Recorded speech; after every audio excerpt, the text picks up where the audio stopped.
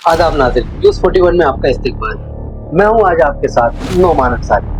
आज मालेगांव शहर में काफ़ी सियासी गहमा-गहमी देखने को मिली क्योंकि शहर के कद्दावर लीडर एमएलए मुफ्ती मोहम्मद इस्माइल कासमी और साबिक एमएलए शेख आसिफ ने अपनी नॉमिनेशन रैली के दौरान गैर मामूली ताकत का मुजाहरा किया। नाज़रीन, पहले इस बात को समझ लें कि नॉमिनेशन रैली कोई आम रैली की तरह नहीं होती, बल्कि इस रैली से ये अंदाजा लगाया जाता है कि एक लीडर आवाम में कितना मकबूल है और वो सामने वाले उम्मीदवार को कितनी बड़ी टक्कर दे सकता है। इसलिए कोई भी सियासी लीडर किसी जलसे जुलूस से ज्यादा अपनी नॉमिनेशन रैली में भीड़ इकट्ठा करने पर ज्यादा जोर लगाता है। साबिक एमएलए शेख आसिफ ने 12 बजे अपनी रैली का आगाज किया और तकरीबन 2 बजे वो अपनी नॉमिनेशन दाखिल करने प्रांत ऑफिस पहुंचे। इस मौका पर कांग्रेस उम्मीदवार एजाज बेग भी अपना नॉमिनेशन फॉर्म दाखिल करने के लिए काफिला प्रांत ऑफिस पहुंचे, लेकिन उनकी रैली शुरू होते ही खत्म हो गई और शेख आसिफ और मुफ्ती इस्माइल की रैली के मुकाबले में उनकी रैली की मिसाल हाथी के सामने चूहे जैसी रही। एक बात ये भी सामने आई है कि एजाज बेग ने अभी तक कोई भी सियासी जलसा नहीं लिया और ना ही वो खुलकर अवामी सतह पर इंतखाबी तशहीर कर रहे हैं, इसलिए हो सकता है कि उनके साथ ज्यादा लोग नजर नहीं आए।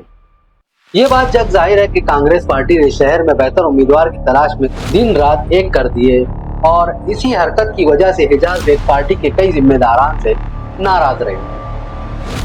लेकिन गुज़िश्ता दिनों अचानक एक ऑडियो वायरल होती है जिसमें ताई और ताई के भाई की शान में तारीफी कलमात अदा किए जाते हैं और शहरियान को गुमान है कि मकामी उम्मीदवार को टिकट मिलना इसी तारीफी कलमात का इनाम है। वहीं दूसरी तरफ एमएलए मुफ्ती मोहम्मद इस्माइल कासमी का काफिला बड़े लाओ लश्कर के साथ निकला और तपती धूप के बावजूद उनके हजारों चाहने वाले वक्त से पहले ही मुशावरत चौक में जमा हो गए और अपने लीडर का साथ देने के लिए आगे बढ़ते रहे और खुशगवार माहौल में मुफ्ती साहब ने प्रांत ऑफिस में अपना नॉमिनेशन फॉर्म दाखिल कर दिया।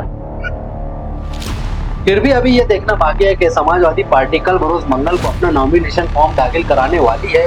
अब देखना ये होगा कि समाजवादी पार्टी अपनी नॉमिनेशन रैली पर कितना जोर लगाती है या उनकी रैली से लोग कितनी बड़ी तादाद में जुड़ते हैं, क्योंकि शहर में मुकाबला 4 रुखी होने वाला है और हो सकता है कि एजाज बेग और शान हिंद की उम्मीदवारी से शेख आसिफ या फिर मुफ्ती इस्माइल का बड़ा फायदा या फिर बड़ा नुकसान हो सकता है, क्योंकि अवामी राय ये भी है कि इन दोनों बड़े लीडरों ने एक दूसरे की वोट काटने के लिए अपनी अपनी तरफ से एक उम्मीदवार खड़ा कर दिया ताकि वोट कटने से इनका फायदा और मुखालिफ उम्मीदवार का नुकसान हो सके।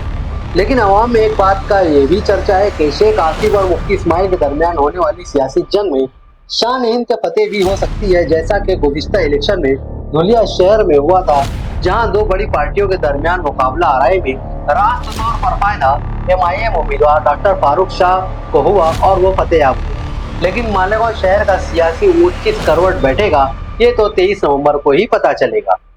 बहरहाल आज के लिए इतना ही। मैं आपसे फिर मिलूंगा किसी नई और दिलचस्प खबर के साथ। तब तक के लिए मुझे इजाजत दीजिए। खुदा हाफिज।